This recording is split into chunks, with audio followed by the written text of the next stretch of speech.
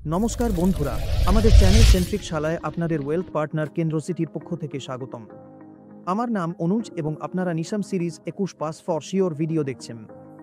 TMS distributor পরীক্ষার এনআইএসএন series 21 আমরা পুরো কারিকুলাম কভার করেছি এবং এখন আমরা মক টেস্টের ভিডিও বানাচ্ছি। আমরা এখন পর্যন্ত 2টি মক টেস্ট কভার করেছি, মক টেস্ট 1 এবং মক টেস্ট 2। আজ আমরা মক টেস্ট 3 নিয়ে কথা বলবো, যেখানে আমি আপনাদের 50টি প্রশ্ন আরও জানাবো। কিন্তু আমি এগিয়ে যাওয়ার আগে আপনাদের জানিয়ে রাখি, এই প্রশ্নগুলো পরীক্ষায় বারবার জিজ্ঞাসা করা হয়, আসতেই থাকে, কিন্তু এগুলোকে কখনোই গ্যারান্টি ধরে নেওয়া উচিত নয় যে শুধু এই প্রশ্নগুলোই আসবে। এই প্রশ্নগুলো পরীক্ষায় আসতে পারে এবং এটা আমার বিনীত অনুরোধ সবার কাছে, আপনারা যতক্ষণ কারিকুলাম আছে নেশন 21টা ফিয়ন্স ডিস্ট্রিবিউটর্স পরীক্ষার শেখা ভালোভাবে পড়ে নিন।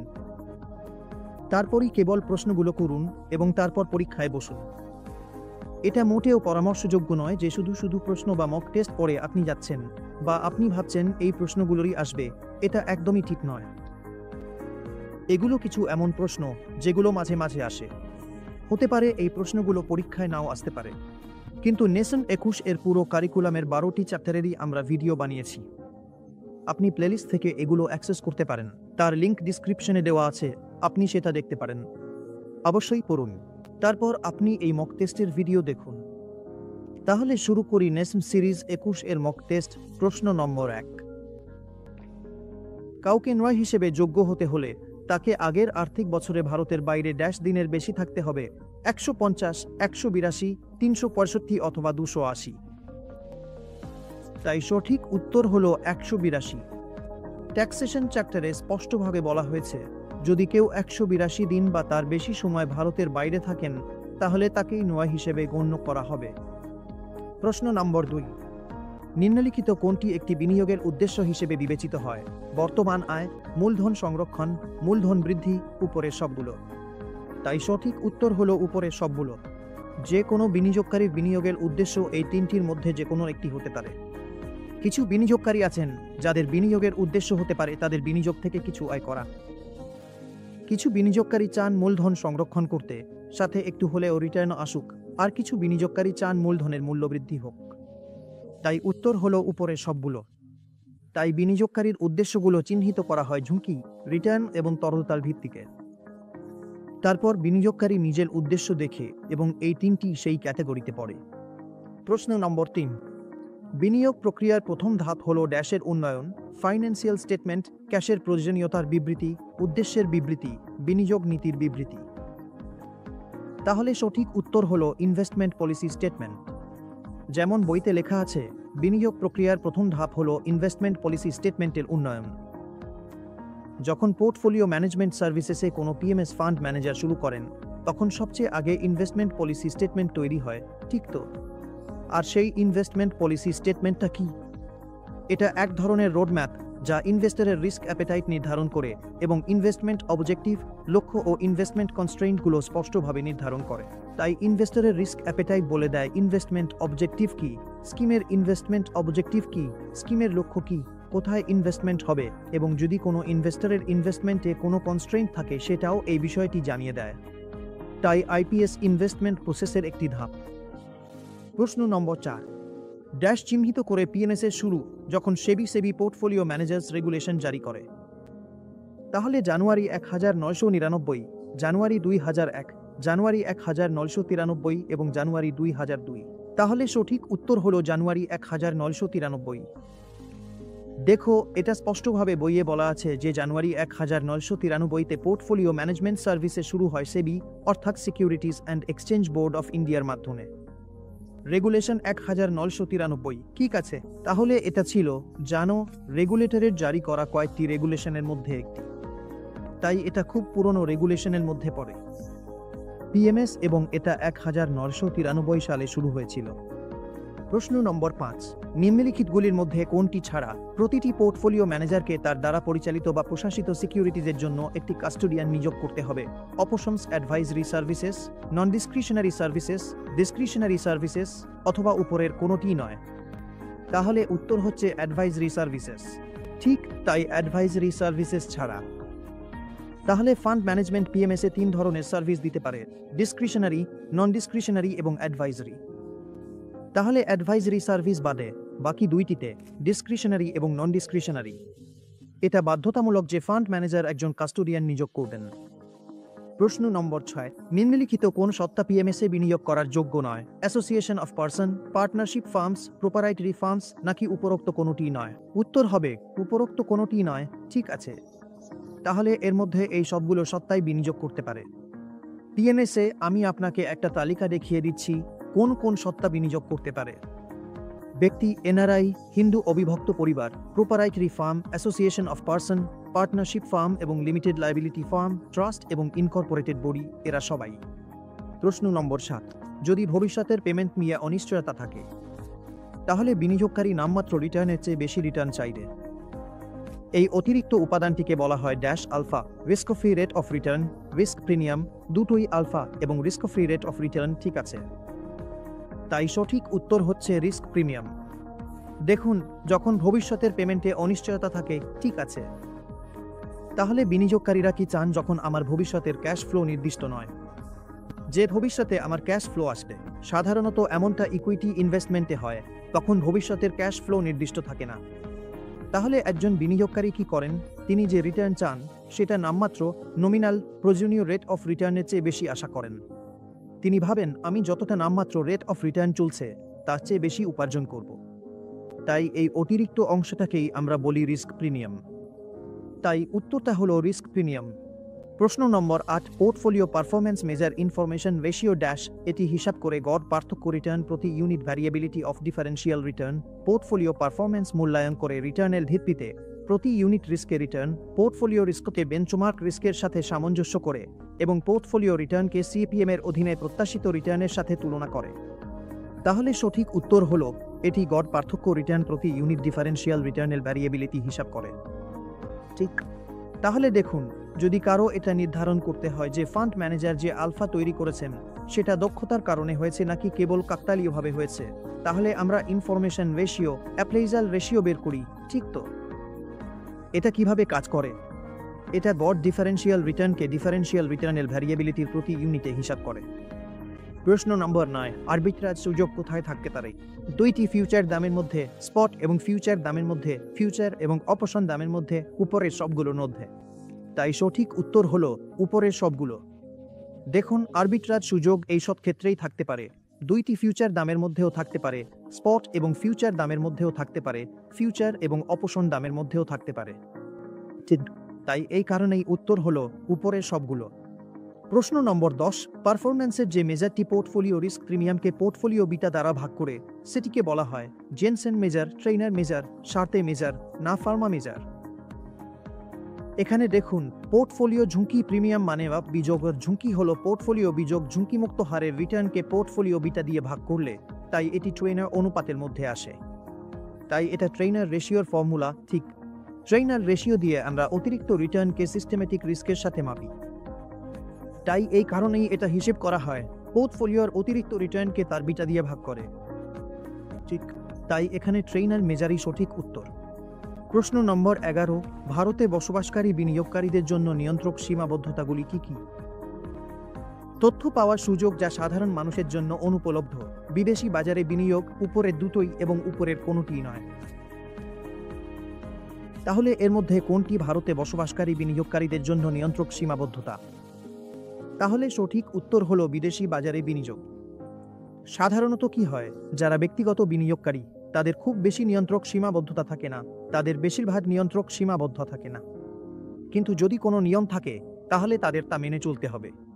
আপনার জানা নিয়মগুলি বিনিয়োগকারীদের জন্য উপলব্ধ বিনিয়োগের বিকল্পগুলিকেও সীমাবদ্ধ করতে পারে। তাই কিছু নিয়মাবলী এমন হয় যা বিনিয়োগকারীদের জন্য উপলব্ধ বিনিয়োগের বিকল্পগুলোকে সীমিত করে দেয়। উদাহরণস্বরূপ, যেমন আরবিআই অর্থাৎ reserve bank of India, RBI এর বর্তমান নোটিফিকেশনগুলো। তাহলে এলআরএস অর্থাৎ লিবারালাইজড রেমিট্যান্স স্কিম অনুযায়ী একজন ভারতীয় রেসিডেন্ট ব্যক্তি বছরে সর্বোচ্চ $2.5 লাখ পর্যন্ত বিদেশে বিনিয়োগ করতে পারেন। তাই এটি একটি নিয়ন্ত্রক সীমাবদ্ধতা হয়ে দাঁড়ায়। তাই সঠিক উত্তর হলো বিদেশি বাজারে বিনিয়োগ। প্রশ্ন নম্বর 12, সেবি রেগুলেশনের অনুযায়ী কিউআইবির কোয়ালিফাইড ইনস্টিটিউশনাল বায়ার জন্য অ্যাপ্লিকেশন অ্যামাউন্ট কত হলে তাদের অ্যাঙ্কর ইনভেস্টরের মর্যাদা দেওয়া হয়? তাহলে অপশনগুলো হলো 10 লাখ, 1 কোটি, 5 কোটি এবং 10 কোটি, ঠিক তো? তাহলে সঠিক উত্তর হলো 10 কোটি। অ্যাঙ্কর ইনভেস্টর মানে হলো এমন একজন কোয়ালিফাইড ইনস্টিটিউশনাল বায়ার যিনি বুক বিল্ডিং প্রক্রিয়ার মাধ্যমে প্রকাশ্য ইস্যুতে securities and exchange board of ইন্ডিয়ার নিয়ম অনুযায়ী 10 কোটি টাকার আবেদন করেন। তাহলে অ্যাঙ্কর ইনভেস্টর মানে হলো কোয়ালিফাইড ইনস্টিটিউশনাল ইনভেস্টর যিনি প্রায় 10 কোটি টাকা ন্যূনতম বিনিয়োগ করবেন বুক বিল্ডিং প্রক্রিয়ার মাধ্যমে প্রকাশ্য ইস্যুতে। ঠিক তাই সেবির নিয়ম অনুযায়ী। তাহলে প্রশ্ন নম্বর 13, 4 বছরের ব্যালেন্স টার্ম টু ম্যাচিউরিটি থাকা একটি জিরো কুপন বন্ডের ডিউরেশন কত হবে? ঠিক, তাহলে 2 বছর, 4 বছর, 8 বছর এবং 6 বছর। তাহলে সঠিক উত্তর হলো 4 বছর। তো জিরো কুপন বন্ড আছে, সেখানে কোনো কুপন পেমেন্ট হয় না, এখানে কুপন পেমেন্ট পাওয়া যায় না, তাই জিরো কুপন বন্ডের ডিউরেশন তার ম্যাচিউরিটির সমানই হবে। তাই সঠিক উত্তর হলো 4 বছর। প্রশ্ন নম্বর 14, একত্রীকরণ পর্যায়ে একজন বিনিয়োগকারীর কী ধরনের বিনিয়োগের লক্ষ্য অনুসরণ করা উচিত? ট্যাক্স পরিকল্পনা, মূলধন সংরক্ষণ, নিয়মিত আয় নাকি মূলধন বৃদ্ধির লক্ষ্য? তাহলে যে কনসোলিডেশন পর্যায়ে আছে তার মূলধন সংরক্ষণ করা উচিত। তাই সঠিক উত্তর হলো মূলধন সংরক্ষণ। কনসোলিডেশন পর্যায় সাধারণত আমাদের ক্যারিয়ারের মাঝামাঝি থেকে শেষের দিকে, অর্থাৎ জীবনের ওই সময়ে হয়। আমরা এটাকে সেই বিন্দু বলি যেখানে আমাদের আয় আমাদের ব্যয়কে ছাড়িয়ে যায়, আয় খরচের থেকে বেশি, ঠিক। তাই এই পর্যায়ে কি হয়? আমাদের বিনিয়োগ পোর্টফোলিও কনসোলিডেট হয় কারণ এখন আমাদের আয় বেশি, খরচ কম, ঠিক। তাই এই কারণেই এটা জীবনের সেই সময় যেখানে প্রায় 15-20 বছর লাগে এবং বিনিয়োগকারীরা তখন মূলধন সংরক্ষণের দিকে নজর দিতে শুরু করেন এবং এখানে উচ্চ মূলধন লাভের বিনিয়োগও করা হয়, কিছুটা কম ঝুঁকির সম্পদের সঙ্গে ব্যালেন্স করে। তাহলে প্রশ্ন নম্বর 15, ড্যাশ খরচ কি পোর্টফোলিও রিব্যালেন্সিং সিদ্ধান্তকে প্রভাবিত করে? ট্যাক্স এবং সাধারণ খরচ, বিড-আস্ক স্প্রেড এবং ট্যাক্স, লেনদেন খরচ এবং ট্যাক্স, ইকুইটি রিসার্চ খরচ এবং লেনদেন খরচ। তাহলে সঠিক উত্তর হলো লেনদেন খরচ এবং ট্যাক্স। দেখুন পোর্টফোলিও রিব্যালেন্সিংয়ে কি হয়, সেটা হলো একটা সাধারণ ট্রেড অফ হয়, ঠিক আছে। যদি কোনো পোর্টফোলিও রিব্যালেন্সিং করতে হয়, যেমন ধরুন ইকুইটি আর ডেটের একটা পোর্টফোলিও, যদি ইকুইটি বেশি হয়ে যায় তাহলে ইকুইটি কিছুটা বিক্রি করে কমাতে হবে, আর যদি ডেট বেশি হয়ে যায় তাহলে ডেট বিক্রি করে আমাদের আগের আসল অ্যালোকেশনে ফিরে আসতে হবে। যেটা উদাহরণস্বরূপ ধরুন 50-50-এর একটা উদাহরণ নিই। এখানে ইকুইটি 50, ডেট 50। যদি ইকুইটি বেশি হয়ে যায় তাহলে আমাদের ইকুইটি বিক্রি করে আবার 50-এ নামাতে হবে, আর যদি ডেট বেশি হয়ে যায় তাহলে ডেট বিক্রি করে 50-এ আনতে হবে, যাতে পোর্টফোলিও রিব্যালেন্সিং বজায় থাকে। এখন এপে দুই ধরনের খরচ হয়, ট্রানজ্যাকশন খরচ এবং ট্যাক্স খরচ। ট্রানজ্যাকশন খরচ মানে আমরা যখন এই ট্রেডিং করব, আর ট্যাক্স খরচ মানে আমরা যখন ইকুইটি বিক্রি করব তখনও কিছু ট্যাক্স লাগবে এবং বেটেও কিছু না কিছু ট্যাক্স হবে। তাই এই কারণেই এতে নির্ভর করে আমাদের ট্রানজ্যাকশন খরচ এবং ট্যাক্সের ওপর, কারণ এগুলো পোর্টফোলিও রিব্যালেন্সিং সিদ্ধান্তকে প্রভাবিত করে। প্রশ্ন নম্বর 16, একটি বন্ডের ক্ষেত্রে ইন্ডেন্সার কি? এবং ইন্ডেন্সার হলো এক ধরনের বিশেষ উচ্চমূল্যের বন্ড এবং ইন্ডেন্সার হলো বন্ডে ইন্ডেমনিটির ক্লজ এবং ইন্ডেন্সার হলো একটি আইনি চুক্তি যা একটি বন্ডের বৈশিষ্ট্যগুলি বর্ণনা করে এবং ইন্ডেন্সার হলো সেবির ক্ষমতা যা একটি বন্ডের দায়বদ্ধতা মাফ করার অধিকার দেয়। তাহলে স্পষ্টভাবে বইয়ে লেখা আছে ইন্ডেন্সার হলো একটি আইনি চুক্তি যা একটি বন্ডের বৈশিষ্ট্যগুলি বর্ণনা করে, তাই কোনো ব্যাখ্যার প্রয়োজন নেই। ইন্ডেন্সার শুধুমাত্র একটি আইনি ডকুমেন্ট যা আমাদের বন্ডের বৈশিষ্ট্যগুলি জানায়। প্রশ্ন নম্বর 17, পারফরম্যান্স রিপোর্টিংয়ের জন্য পোর্টফোলিও ম্যানেজারদের যে থ্রেশহোল্ড ফ্রিকোয়েন্সি প্রয়োজন সেটি সেবি রেগুলেশন অনুযায়ী 5 মাস, 4 মাস, 3 মাস এবং 2 মাস। তাহলে পোর্টফোলিও ম্যানেজারদের নিয়ম অনুযায়ী যেভাবে পারফরম্যান্স রিপোর্টিং করতে হয় সেটা হচ্ছে 3 মাসে একবার। তাই সঠিক উত্তর হচ্ছে 3 মাস। প্রশ্ন নম্বর 18, পোর্টফোলিও ম্যানেজারকে ক্লায়েন্টের দ্বারা প্রদত্ত ফির ক্ষেত্রে ভুল বিবৃতিটি চিহ্নিত করুন। ক্লায়েন্টকে সেই পরিষেবার জন্য ফি দিতে হয় না যেগুলো পোর্টফোলিও ম্যানেজার আউটসোর্স করেছেন। প্রতিটি পরিষেবার ধরন অনুযায়ী ফি চুক্তি অনুযায়ী প্রদান করতে হয়। ক্লায়েন্টের দ্বারা প্রদেয় ফি প্রাথমিক চুক্তিতে নির্ধারিত হয়। পোর্টফোলিও ম্যানেজার দ্বারা চার্জকৃত পারফরম্যান্স ফি সম্পূর্ণরূপে আলোচনা সাপেক্ষ। তাই আমাদের ভুল বিবৃতিটি চিহ্নিত করতে হবে। তাহলে ভুল বিবৃতিটি হলো ক্লায়েন্টকে সেই পরিষেবার জন্য ফি দিতে হয় না যেগুলো পোর্টফোলিও ম্যানেজার আউটসোর্স করেছে। এই বিবৃতিটি ভুল। তাই উত্তর হলো এ, ক্লায়েন্টকে সেই পরিষেবার জন্য ফি দিতে হয় না যেগুলো পোর্টফোলিও ম্যানেজার আউটসোর্স করেছে। তাই কোনো আউটসোর্স পরিষেবা যেমন অ্যাকাউন্টিং, ট্যাক্সেশন, অডিটিং ইত্যাদি ফান্ড ম্যানেজার নিলে তার সমস্ত খরচ ক্লায়েন্টকেই দিতে হয়। প্রশ্ন নম্বর 19, একটি ফিন্স ফার্মকে নিচের কোন রেকর্ড রাখতে হবে না? ফার্মের ব্যালেন্স শিট, ফার্মের প্রফিট অ্যান্ড লস, যেসব কোম্পানিতে থেমস ইনভেস্ট করেছে তাদের ফাইন্যান্সিয়াল স্টেটমেন্ট, ফার্মের অডিটর রিপোর্ট। তাহলে সেবে রেগুলেশনস অ্যাক্ট অনুযায়ী প্রতিটি পোর্টফোলিও ম্যানেজারকে নিম্নলিখিত ডকুমেন্টস রাখতে হবে। প্রতিটি হিসাব বছরের শেষে ব্যালেন্স শিটের একটি কপি, প্রফিট অ্যান্ড লসের একটি কপি, অডিটর রিপোর্টের একটি কপি এবং ফাইন্যান্সিয়াল পজিশনের স্টেটমেন্ট ও প্রতিটি ইনভেস্টমেন্ট লেনদেন ও সুপারিশের সমর্থনে থাকা রেকর্ডস। তাহলে কোথাও লেখা নেই যে যেসব কোম্পানিতে থেমস ইনভেস্ট করেছে সেই কোম্পানিগুলোর ফাইন্যান্সিয়াল স্টেটমেন্ট রাখতে হবে আপনাকে। তাই সঠিক উত্তর হলো যেসব কোম্পানিতে থেমস ইনভেস্ট করেছে সেই কোম্পানিগুলোর ফাইন্যান্সিয়াল স্টেটমেন্ট। প্রশ্ন নম্বর 20, অ্যাপ্রাইজাল রেশিও ট্র্যাকিং এরর ব্যবহার করে কিনা বলুন সত্য না মিথ্যা। সত্য, এটি ডিনোমিনেটর হিসেবে, সত্য এটি নিউমেরেটর হিসেবে। মিথ্যা, মূল্যায়ন অনুপাত ট্র্যাকিং ত্রুটি ব্যবহার করে না। তাহলে অ্যাপ্রাইজাল রেশিওর ট্র্যাকিং এররকে ডিনোমিনেটর হিসেবে ব্যবহার করে, ঠিক তো? তাহলে এইটার উত্তর হচ্ছে সত্য, ডিনোমিনেটর হিসেবে। প্রশ্ন নম্বর 21, আজ সুদ হিসেবে এক বিনিয়োগকারীকে 25,000 টাকা নিট পরিমাণ পরিশোধ করতে হবে, টিডিএস 10%। গণনা করুন সুদের পরিশোধের জন্য কত টাকা আলাদা করে রাখতে হবে। ঠিক আছে, তাহলে এগুলোই তোমার অপশন এবং সঠিক উত্তর হলো 20,777। দেখো, এই ফর্মুলার ব্যাখ্যা আমি তোমাকে বলছি। এর ফর্মুলা খুবই সহজ। ট্যাক্স কাটার পর গ্রস থেকে নিট পাওয়ার জন্য। তাহলে ট্যাক্স কাটার পরের ফিগার বের করার জন্য সহজ একটা ফর্মুলা আছে, মিক সমান গ্রস মাইনাস গ্রস গুণ ট্যাক্স। ঠিক তো? তাহলে ট্যাক্স হলো 10%, তো 10% আমরা বের করব। 10 ভাগ 100 মানে 0.1। আমাদের নিট অ্যামাউন্ট হলো 25,000। 25,000 সমান 2 বিযোগ 0.1 দিয়ে গুণ করলে এই হিসাবটা যখন আমরা সলভ করব তখন আমাদের গ্রস আসবে 27,777 টাকা। এটা কখনোই বিনিয়োগের উদ্দেশ্য হতে পারে না। Capital rationing, capital appreciation, capital preservation এবং কারেন্ট ইনকাম, খুব স্পষ্টভাবে আমরা পড়েছি যে ক্যাপিটাল রেশনিং কখনোই উদ্দেশ্য হতে পারে না। বাকি তিনটি, অ্যাপ্রিসিয়েশন, প্রিজার্ভেশন এবং কারেন্ট ইনকাম, বিনিয়োগের উদ্দেশ্য হতে পারে। প্রশ্ন নম্বর 23, ফান্ডামেন্টাল অ্যানালিসিস হলো শেয়ারের জন্য ড্যাশ নির্ধারণ করার প্রক্রিয়া, intrinsic value, face value, market value এবং বুক ভ্যালু। তাহলে ফান্ডামেন্টাল অ্যানালিসিস আমরা করি ইন্ট্রিনসিক ভ্যালু বের করার জন্য, এবং ফান্ডামেন্টাল অ্যানালিসিসের প্রক্রিয়া হলো ইন্ট্রিনসিক ভ্যালু নির্ধারণ করা, এবং এটা নির্ভর করে কিছু অর্থনৈতিক ফ্যাক্টরগুলোর মধ্যে, যেমন ভবিষ্যতের আর্নিংস, তার রেশিও, আমরা ক্যাশ ফ্লো, ইন্টারেস্ট রেটস, কোম্পানির সব ভেরিয়েবল দেখি। এসব নির্ধারণ করার পর আমরা স্টকের ইন্ট্রিনসিক ভ্যালু বের করি। তাই ফান্ডামেন্টাল অ্যানালিসিস হলো স্টকের জন্য ইন্ট্রিনসিক ভ্যালু নির্ধারণ করার প্রক্রিয়া।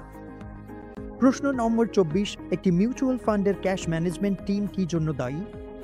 ফান্ড হিসাবরক্ষণ, কর সংক্রান্ত বিষয় এবং কমপ্লায়েন্স। এটি ব্যাংক এবং ফান্ড ম্যানেজমেন্ট টিম ও এমসি ফাইন্যান্সের মধ্যে সংযোগকারী হিসেবে কাজ করে। ক্যাশ ম্যানেজমেন্ট টিম যারা মিউচুয়াল ফান্ডের জন্য দায়ী তারা ব্যাংক এবং ফান্ড ম্যানেজমেন্ট টিমের মধ্যে সংযোগকারী হিসেবে কাজ করে। তাই ক্যাশ ম্যানেজমেন্ট টিম ব্যাংক এবং ফান্ড ম্যানেজমেন্ট টিমের সংযোগকারী হিসেবে কাজ করে, যাতে বিনিয়োগকারীরা যখন ব্যাংকে টাকা জমা দেন সেই টাকা ফান্ড ম্যানেজারের কাছে পৌঁছে যায় তা নিশ্চিত করতে, যাতে তিনি আবার সিকিউরিটিজে বিনিয়োগ করতে পারেন এবং রিডেম্পশনের জন্য অনুরোধ করলে রিডেম্পশন প্রক্রিয়া সম্পন্ন করে রিডেম্পশন প্রাপ্তি পেতে পারেন।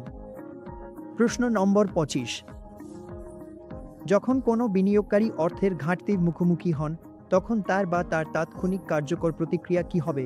ব্যয় কমানো, ঋণ নেওয়া, আয় বাড়ানো, নাকি বিনিয়োগ করা? তাই সঠিক উত্তর হলো ঋণ নেওয়া।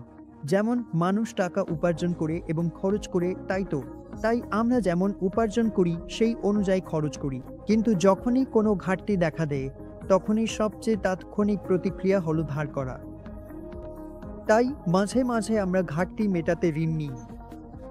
তাই আমাদের সঠিক উত্তর হলো ঋণ নেওয়া। প্রশ্ন নম্বর 26, ড্যাশের ক্ষমতা আছে বার্ষিক অডিটের জন্য একজন অডিটর নিয়োগ করার, যাতে থামস ফার্মের সঙ্গে লেনদেনের রেকর্ড অডিট করা যায়। কমপ্লায়েন্স অফিসার, রুবাই, ক্লায়েন্ট এবং সিবে। এটা খুব স্পষ্টভাবে উল্লেখ করা আছে। ক্লায়েন্টই সঠিক উত্তর। ক্লায়েন্টের অডিটর নিয়োগ করার ক্ষমতা আছে, তিনি বার্ষিক অডিটের জন্য একজন অডিটর নিয়োগ করতে পারেন। রেকর্ড অর্থাৎ ফার্মস ফার্মের লেনদেনের রেকর্ডের অডিট করাতে ক্লায়েন্ট তাদের অনুরোধ করতে পারেন। প্রশ্ন নম্বর 27, অভিনাশ একজন পোর্টফোলিও ম্যানেজার এবং তিনি সিকিউরিটিজ বিক্রি করার পরিকল্পনা করছেন, কিন্তু তিনি সিকিউরিটিজের মালিকানা বা অস্তিত্ব নিয়ে নিশ্চিত নন। তাহলে কি তিনি এই ডিলটি এগিয়ে নিয়ে যেতে পারেন? হ্যাঁ, তিনি ডিলটি এগিয়ে নিয়ে যেতে পারেন, কারণ কোম্পানির জন্য সিকিউরিটিজের সত্যতা প্রমাণ করা সম্ভব। হ্যাঁ, তিনি ডিলটি এগিয়ে নিয়ে যেতে পারেন কারণ তার উদ্দেশ্য ভালো। হ্যাঁ, তিনি ডিলটি এগিয়ে নিয়ে যেতে পারেন কারণ লেনদেন সম্পন্ন হওয়ার সময় তার কাছে স্পষ্টতা থাকবে। না, তিনি ডিলটি এগিয়ে নিতে পারেন না কারণ এটি সেবায় প্রতারণামূলক কার্যকলাপ প্রতিরোধ আইনের অধীনে প্রতারণামূলক লেনদেন হবে। তাই সঠিক উত্তর না, তিনি ডিলটি এগিয়ে নিয়ে যেতে পারেন না কারণ এটি সেবায় প্রতারণামূলক কার্যকলাপ প্রতিরোধ আইনের অধীনে একটি প্রতারণামূলক লেনদেন হিসেবে গণ্য হবে। ঠিক তো? তাহলে বিক্রেতা সিকিউরিটিজ বিক্রি করছেন কিন্তু তিনি সিকিউরিটিজের মালিকানা বা অস্তিত্ব সম্পর্কে নিশ্চিত নন, তাই এই ফান্ড ম্যানেজার এটি করতে পারবেন না। এটি একটি প্রতারণামূলক লেনদেন হিসেবে বিবেচিত হবে। যেসব সিকিউরিটিজের মালিকানা প্রমাণিত নয় সেগুলো বিক্রি করা প্রতারণামূলক কার্যকলাপ হিসেবে গণ্য হবে। এটা বইয়ে স্পষ্টভাবে লেখা আছে। প্রশ্ন নম্বর 28। বাজার বিশেষজ্ঞরা আগামী 2 মার্চ বছরের জন্য উচ্চ অস্থিরতার সময়কাল পূর্বাভাস দিচ্ছেন। নিম্নলিখিত কোন পর্যায়ের বিনিয়োগকারীদের অনুমতি দেওয়া উচিত এবং পুনরায় ভারসাম্য আনার জন্য বিবেচনা করুন? সঞ্চয় ও সংহতি পর্যায়, সংহতি ও ব্যয় পর্যায়, উপহার ও সংহতি পর্যায় এবং উপহার ও সঞ্চয় পর্যায়। ঠিক আছে, তাই সঠিক উত্তর হলো সংহতি ও ব্যয় পর্যায়। তাহলে এই পর্যায়গুলোর একটিতে মূলধন সংরক্ষণ করা এবং অস্থির বিনিয়োগে না যাওয়া গুরুত্বপূর্ণ। সুতরাং উত্তরটি হলো সংহতি ও ব্যয় পর্যায়। প্রশ্ন নম্বর 29। মিস্ট্রি সেবায় দ্বারা নিবন্ধিত পোর্টফোলিও ম্যানেজার হিসেবে একটি সার্টিফিকেট পেয়েছেন। পরবর্তী 12 মাসের সেবের সাথে তার নিবন্ধন বাতিল বা স্থগিত হওয়ার কারণ কি হতে পারে? এর প্রধান কর্মকর্তা, মিস্ট্রির প্রধান কর্মকর্তা সম্প্রতি মাত্র একটি চার্টার অর্জন করেছেন। মিস্ট্রির নেট ওয়ার্থ 5 কোটি টাকা। এর কমপ্লায়েন্স অফিসার, মিস্ট্রির কমপ্লায়েন্স অফিসার সম্প্রতি একটি আর্থিক অপরাধে অভিযুক্ত হয়েছেন। তাই সঠিক উত্তর হল মিস্ট্রির কমপ্লায়েন্স অফিসার সম্প্রতি একটি আর্থিক অপরাধে অভিযুক্ত হয়েছেন। ঠিক। তাহলে সেবের নিয়ম অনুযায়ী স্পষ্টভাবে লেখা আছে যে সেবের নিয়ম অনুযায়ী আবেদনকারী, তার ডিরেক্টর, পার্টনার, প্রধান কর্মকর্তা, কমপ্লায়েন্স অফিসার বা কর্মচারী যদি কারো কোনো দণ্ড, কোনো নৈতিক অবক্ষয় বা কোনো আর্থিক অপরাধে দোষী সাব্যস্ত হওয়া থাকে তাহলে লাইসেন্স বাতিল বা স্থগিত করা হয় বা হতে পারে। প্রশ্ন নম্বর 30। বিটা ব্যবহার হয় আনসিস্টেমেটিক রিস্ক, সিস্টেমেটিক রিস্ক পরিমাপে। মোট ঝুঁকি, শেয়ার বাজারের সব ধরনের ঝুঁকি আমরা ভালোভাবে ব্যাখ্যা করেছি। বিটা ব্যবহার হয় সিস্টেমেটিক রিস্ক পরিমাপে। প্রশ্ন নম্বর 31। ড্যাশ হল মিউচুয়াল ফান্ড ট্রাস্টের উপকারভোগী। ইউনিট হোল্ডার, স্পন্সর, ট্রাস্টি বা অ্যাসেট ম্যানেজমেন্ট কোম্পানি। আমরা সবাই জানি ইউনিট হোল্ডাররাই মিউচুয়াল ফান্ড ট্রাস্টের উপকারভোগী। যে বিনিয়োগকারীরা মিউচুয়াল ফান্ডে বিনিয়োগ করেন তারাই মিউচুয়াল ফান্ডের উপকারভোগী। প্রশ্ন নম্বর 32। আমরা দেখাই তিনি 10 লাখ টাকা ইউজেতে বিনিয়োগ করেছেন যখন আস্টেনের রেট ছিল 74.25। প্রায় 6 মাস পর আস্টেনের রেট পরিবর্তিত হয়ে দাঁড়ায় 71.25 প্রতি আস্ট। এই পরিস্থিতিতে বিনিয়োগ নতুন মূল্য মার্কিন যুক্তরাষ্ট্রে বিনিয়োগের মূল্য এবং মার্কিন যুক্তরাষ্ট্রে মূল্যের পরিবর্তনের উপর নির্ভর করবে। ডলারে নিশ্চিতভাবেই কমে যাবে কারণ এর মান বৃদ্ধি পেয়েছে। তাহলে শুধুমাত্র বি উভয় এবং বি সঠিক নাকি কোনোটিই সঠিক নয়? তাহলে সঠিক উত্তর শুধুমাত্র আ। এর অর্থ হল বিবৃতিটি মার্কিন যুক্তরাষ্ট্রে বিনিয়োগের মূল্য এবং মার্কিন যুক্তরাষ্ট্রে এর মূল্যের পরিবর্তনের উপর নির্ভর করবে ডলারে। তাহলে এর মূল্য দুটি বিষয় নির্ভর করে, আস্টেনের এক্সচেঞ্জ রেট অথবা সেখানে তারা যে সিকিউরিটিতে বিনিয়োগ করেছে তার মূল্য বৃদ্ধি বা মূল্য হ্রাস। বিনিয়োগকারী ঠিক সাধারণত যদি রুপি ডলারের তুলনায় শক্তিশালী হয় অর্থাৎ রোজ এই প্রশ্নে 75 থেকে 71 হয়েছে তাহলে বিনিয়োগের মূল্য রুপি হিসেবে কমে যাবে। কিন্তু যদি ইউএসএতে সিকিউরিটির মূল্য বেড়ে যায় তাহলে এক্সচেঞ্জের ক্ষতি মূল্য বৃদ্ধির মাধ্যমে পুষিয়ে যাবে, অর্থাৎ সিকিউরিটির মূল্য বৃদ্ধির কারণে নেট ক্ষতি পুষিয়ে গেছে। কিন্তু এখানে তারা রুপিকে ডলারের তুলনায় শক্তিশালী করেছে অথবা বিনিয়োগের মূল্য রুপি হিসেবে কমে গেছে। প্রশ্ন নম্বর 33। সঠিক বিবৃতিটি চিহ্নিত করুন। রিটার্নের ক্ষেত্রে money weighted rate of return holding period return বিশ্লেষণের সমতুল্য। Time weighted rate of return জ্যামিতিক গড়ের সমতুল্য। উপরের দুটোই এবং উপরের কোনোটিই নয়, তাই সঠিক উত্তর হল time weighted rate of return জ্যামিতিক গড়ের সমতুল্য। প্রশ্ন নম্বর 34। পোর্টফোলিও ম্যানেজার রেগুলেশনের কোন বিধানটি যোগ্য ফান্ড ম্যানেজারদের জন্য প্রযোজ্য নয় তা চিহ্নিত করুন। যোগ্য বিনিয়োগ ফান্ডকে পরিষেবা দেওয়ার জন্য প্রয়োজনীয় ঘোষণাপত্র জমা দেওয়া। ইনকাম ট্যাক্স অ্যাক্টের সেকশন 9 এ অনুযায়ী কমপ্লায়েন্স। যোগ্য বিনিয়োগ ফান্ডের প্রতি প্রকাশ সংক্রান্ত প্রয়োজনীয়তা। বিদেশি ফান্ডের অডিট। তাই সঠিক উত্তর হল বিদেশি ফান্ডের অডিট। প্রশ্ন নম্বর 35। সঠিক বিবৃতিগুলি চিহ্নিত করুন। এ, কোনো স্কিম মূল্যায়নের সময় ডেট মিউচুয়াল ফান্ড স্কিমের জন্য expense ratio equity mutual fund স্কিমের তুলনায় বেশি গুরুত্বপূর্ণ। বি, স্বল্পমেয়াদী ডেট মিউচুয়াল ফান্ডে বিনিয়োগ করার সময় পোর্টফোলিওর ক্রেডিট কোয়ালিটি যাচাই করা চাই। শুধু এ, শুধু বি, এ এবং বি দুটোই, এবং না এ না বি।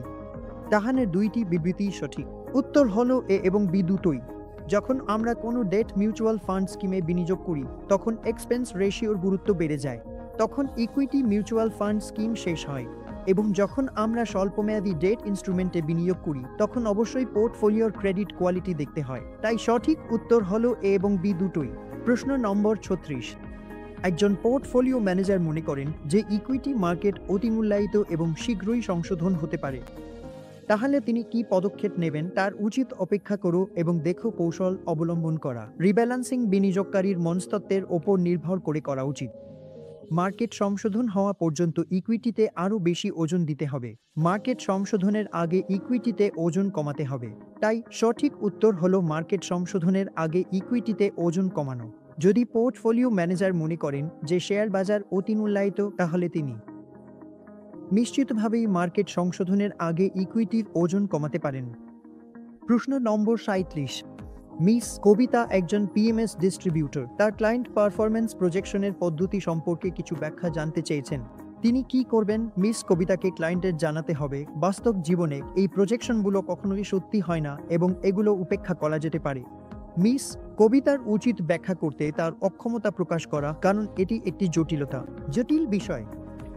মিস কবিতার উচিত ক্লায়েন্টকে পোর্টফোলিও ম্যানেজারের কাছে রেফার করা। মিস কবিতার কাছ থেকে প্রত্যাশা করা হয় তিনি ব্যাখ্যা করবেন ও চেষ্টা করবেন। সঠিক উত্তর মিস কবিতার কাছ থেকে প্রত্যাশা করা হয় যে তিনি ব্যাখ্যা করবেন এবং ব্যাখ্যা করার জন্য সব রকম চেষ্টা করবেন।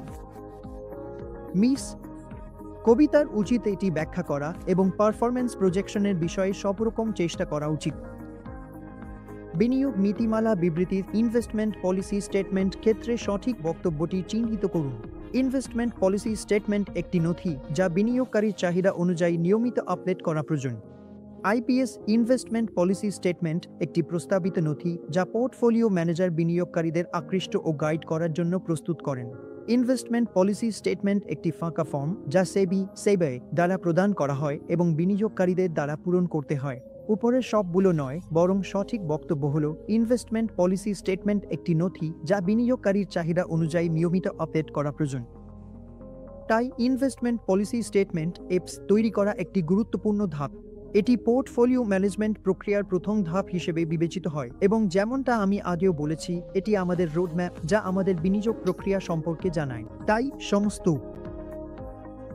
সিদ্ধান্ত, বিনিয়োগকারীর লক্ষ্য, উদ্দেশ্য, ঝুঁকি, প্রবণতা, লক্ষ্য, সীমাবদ্ধতা, পছন্দ এসব সবকিছুই অ্যাপসে লেখা থাকে এবং এজন্যই অ্যাপসকে নিয়মিত আপডেট ও সংশোধন করা খুবই গুরুত্বপূর্ণ। তাই উত্তর হলো ইনভেস্টমেন্ট পলিসি স্টেটমেন্ট এমন একটি নথি যেটি বিনিয়োগকারীর চাহিদা অনুযায়ী নিয়মিত আপডেট করা প্রয়োজন। বাকি প্রশ্নগুলোর উত্তর ভুল। প্রশ্ন নম্বর 39। কোম্পানিজ অ্যাক্ট 2013 কোন ধারা বডি কর্পোরেটকে সংজ্ঞায়িত করে? ধারা 2.14, ধারা 1.12, ধারা 7.11, ধারা 2.11। তাই বইতে স্পষ্টভাবে লেখা আছে। উত্তর হলো ধারা 2.11। প্রশ্ন নম্বর 40। মিস্টার অমিতের পোর্টফোলিও ম্যানেজারের বিরুদ্ধে একটি অভিযোগ আছে এবং তিনি সেটি 1 সেপ্টেম্বর জমা দেন। পোর্টফোলিও ম্যানেজারকে এই অভিযোগটি কখন সমাধান করতে হবে? 1 নভেম্বর, 1 অক্টোবর, 1 ডিসেম্বর নাকি 16 সেপ্টেম্বরের মধ্যে? সঠিক উত্তর হলো সেই বছরের 1 অক্টোবর। অভিযোগ মানে এটি সিবিআই পোর্টফোলিও ম্যানেজারের জন্য অভিযোগ পাওয়ার তারিখ থেকে 1 মাসের মধ্যে এটি সমাধান করতে হবে। সঠিক উত্তর হলো সেই বছরের 1 অক্টোবর। প্রশ্ন নম্বর 41। নিচের কোন চুক্তিগুলিতে ডিফল্টের অন্তর্নিহিত ঝুঁকি রয়েছে? লেনদেনের পক্ষগুলি চুক্তি অনুযায়ী নির্ধারিত অর্থ প্রদান করতে বা পণ্য সরবরাহ করতে ব্যর্থ হতে পারে অথবা চুক্তির মেয়াদ পূর্তিতে চুক্তি অনুযায়ী কাজ নাও করতে পারে। Forward contract, futures contract, forward contract, option contract, উপরের সবগুলো। সঠিক উত্তর হলো ফরওয়ার্ড কন্ট্রাক্ট। ফরওয়ার্ড কন্ট্রাক্ট খুবই সহজ, এটি দুই পক্ষের মধ্যে সরাসরি নির্দিষ্ট তারিখে করা হয়, এর মধ্যে কোনো এক্সচেঞ্জ থাকে না। ফরওয়ার্ড চুক্তিতে একটি বিনিময় আছে, তাই পক্ষগুলি নিজেরাই সিদ্ধান্ত নেয়, এই কারণেই ডিফল্টের ঝুঁকি বেড়ে যায়। তাই সঠিক উত্তর হলো ফরওয়ার্ড কন্ট্রাক্ট। প্রশ্ন নম্বর 42, ইকুইটি মার্কেটের ক্ষেত্রে ইম্প্যাক্ট কস্ট বলতে কি বোঝায়? নির্দিষ্ট কোনো অর্ডারের কারণে শতাংশ মূল্য পরিবর্তন, অর্ডারের আকার, লিকুইডিটি রিস্ক মাপার উপায়, লিকুইড এবং ইলিকুইড শেয়ারের ঝুঁকি, উপরের সবগুলোই। তাই সঠিক উত্তর হলো উপরের সবগুলোই। ইকুইটি মার্কেটে ইম্প্যাক্ট কস্ট আসে লিকুইড শেয়ারে, লিকুইডিটি রিস্ক মাপার ক্ষেত্রে এবং নির্দিষ্ট কোনো অর্ডার সাইজের কারণে শতাংশ মূল্য পরিবর্তনে। তাই আমার সঠিক উত্তর হলো উপরের সবগুলোই। প্রশ্ন নম্বর 43, এর বিনিয়োগের উদ্দেশ্য। সুন্দরবাবুর লক্ষ্য হলো নিয়মিত আয় পাওয়া, এই জন্য তিনি একটি পিএমএস প্রতিষ্ঠানে যান। দেওয়া 4টি বিকল্পের মধ্যে পোর্টফোলিও ম্যানেজারের পছন্দ কোনটি হবে? নতুন আইপিও, ডিভিডেন্ড প্রদানকারী equity share, zero coupon bond, ছোট ও মাঝারি মূলধনের ইকুইটি শেয়ার। এখানে নিয়মিত আয়ের প্রয়োজন। সঠিক উত্তর হলো ডিভিডেন্ড প্রদানকারী ইকুইটি শেয়ার। কারণ মিস্টার সুন্দরবাবুর বিনিয়োগের উদ্দেশ্য নিয়মিত আয়, তাই নিয়মিত আয়ের জন্য ডিভিডেন্ড প্রদানকারী ইকুইটি শেয়ার অন্তর্ভুক্ত করা যেতে পারে। লভ্যাংশ প্রদানকারী ইকুইটি শেয়ার, কোন আইপিও নিয়মিত আয় আসবে না, কোন কুপন থাকবে না? কারণ এখানে কোনো কুপন নেই, তাই নিয়মিত আয় আসবে না।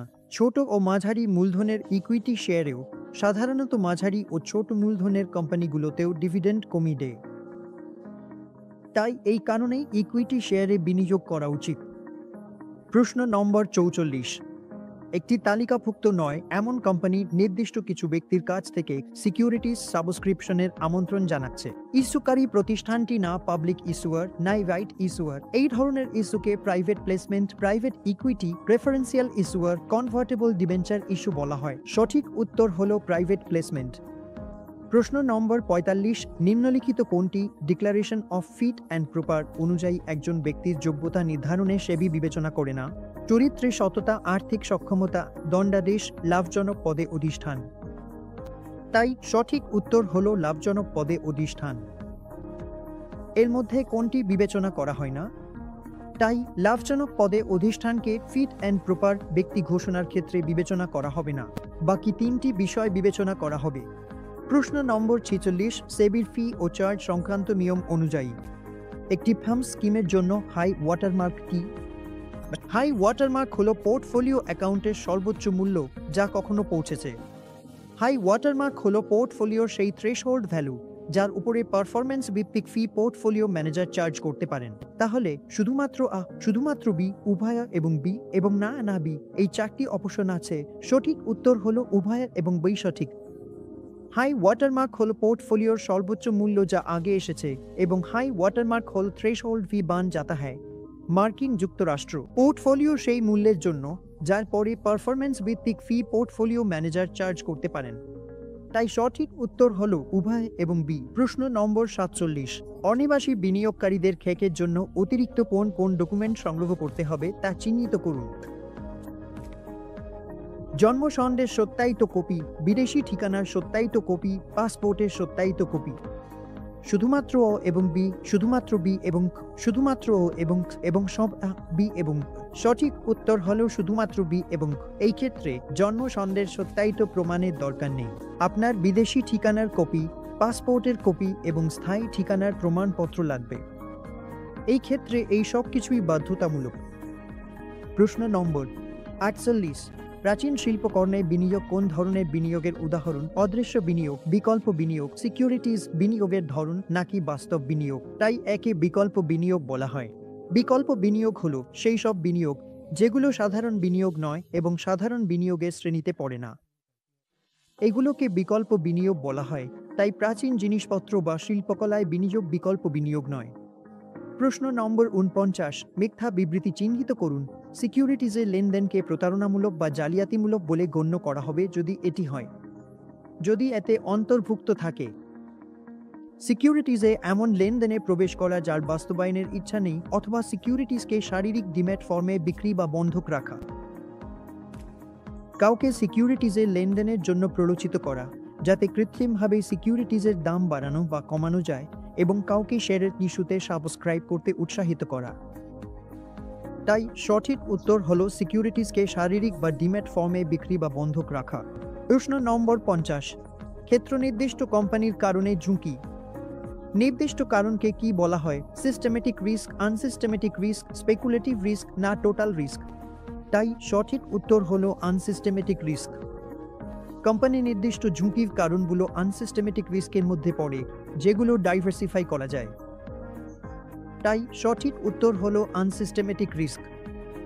তো বন্ধুরা, এই ছিল ভিডিও থেকে সবকিছু।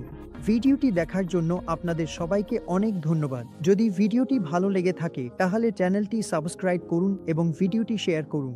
এটাই ছিল আমাদের নাসন সিবে 21 ফার্মস ডিস্ট্রিবিউটরসের মক টেস্ট। আশা করি আপনি সব প্রশ্ন পড়েছেন। আপনি সহজেই পরীক্ষায় বসতে পারবেন এবং পরীক্ষায় পাশ করতে পারবেন। আমরা 3টি মক টেস্ট কভার করেছি এবং 150টি প্রশ্ন সম্পূর্ণ করেছি। অনুগ্রহ করে আমাদের অন্যান্য ভিডিওগুলো দেখুন। যোগ দেওয়ার জন্য আপনাকে অনেক ধন্যবাদ।